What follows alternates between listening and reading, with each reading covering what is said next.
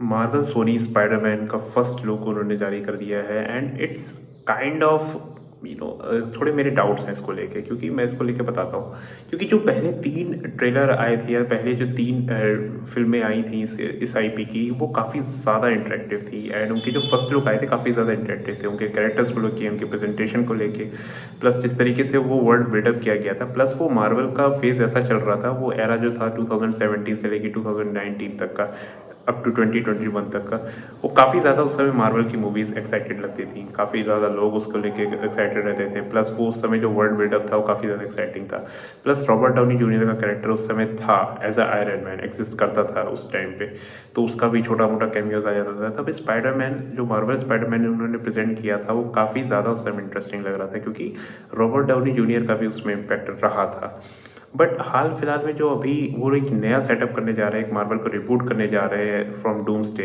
तो ये brand new day का जो ट्रेलर आया है, टीज़र आया है, जो भी फर्स्ट लुक कहें इसको, ये उतना ज़्यादा कन्विंसिंग नहीं लग रहा है। ये चाहे वो रिबूट करने की कोशिश कर रहे हैं, ये सेटअप करने की कोशिश कर रहे हैं डूम्सडे को लेके।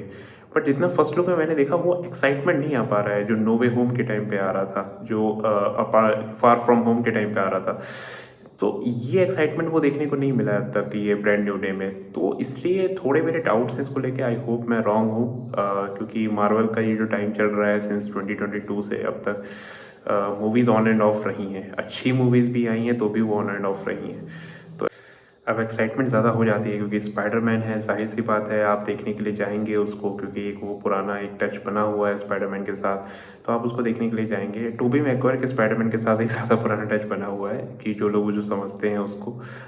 अमेज़िंग स्पाइडरमैन के साथ वो उतना नहीं है, लेकिन टोबी मैguire का जो स्पाइडरमैन था, सैम रेमी की जो फ़िल्म थी, वो काफ़ी ज़्यादा एक नॉस्टैल्जिया हिट करता है स्पाइडरमैन फैन्स के लिए, क्योंकि स्पाइडरमैन फैन्स का एक अलग सेट बेस है, एक सुपर हीरो फैन्स का एक अलग बेस है, एंड जो मार्वल के फैन्स और डीसी के फैन्स है वो अलग बेस है। एक स्पाइडरमैन का एक अलग से चलता है, वो उसको आप नहीं खींच सकते। स्पाइडरमैन और बैटमैन मेरे ख्याल से 2 ऐसे सुपर हीरोज़ रहे हैं हिस्ट्री में, जिनका एक अलग फैन बेस है। तो इनके लिए आप नहीं आप इतना ज़्यादा सोचते हैं कि आप जाएँगे कि नहीं जाएँगे, लेकिन आप जाते हैं। लेकिन डिसअपॉइंटमेंट है, इस फर्स्ट लुक को लेके डिसअपॉइंटमेंट है। कहीं न कहीं स्ट्रेस्ड आउट चीज़ें लग रही हैं, कहीं ऐसा ना हो कि बहुत ज़्यादा सेटअप में ही चीज़ें निकल जाएँ डूम्सडे को लेके। डूम्सडे को लेके भी थोड़े बहुत डाउट्स हैं, उसके बारे में हम डिस्कस करेंगे, लेकिन फर्स्ट लुक उसका एक बार आ जाए, तब वो देखा जाएगा, क्योंकि हम डूम्सडे को इन्फिनिटी वॉर और एंड गेम के इवेंट से कंपेयर कर रहे हैं।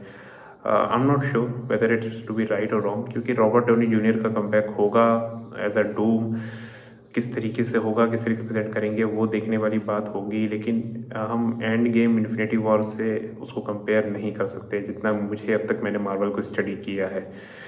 ठीक है, अब जैसा भी है, अब ब्रांड न्यू डे आ रही है तो फिर देखेंगे इसको। हालाँकि मुझे लगता है गैप भी बहुत ज़्यादा कर दिया है। 31 जुलाई और क्रिसमस, आई थिंक डूम्सडे को आप पहले रिलीज़ कर सकते थे, या फिर इसको थोड़ा पुश करके अक्टूबर में करते, देन फिर बैक टू बैक 2 से ढाई महीने के गैप में आप इसको दे सकते थे, तो उससे वो मज़ा बना रहता है। हालाँकि चलिए देखते हैं कि किस तरीके से करते हैं। हालाँकि बहुत ज़्यादा डिपेंड करता है ब्रांड न्यू डे और डूम्सडे के ऊपर, कि किस तरीके से मार्वल प्रोग्रेस करता है इसको लेके, क्योंकि सीक्रेट वॉर्स भी इन दोनों फ़िल्मों पे ही डिपेंड करेगा। अगर ये दोनों फ़िल्में अच्छा करेंगी तो सीक्रेट वॉर्स का भी फ्यूचर रहेगा, और अगर बाय चांस अगर कुछ हुआ इसमें, तो देन सीक्रेट वॉर्स पे भी इम्पैक्ट होगा।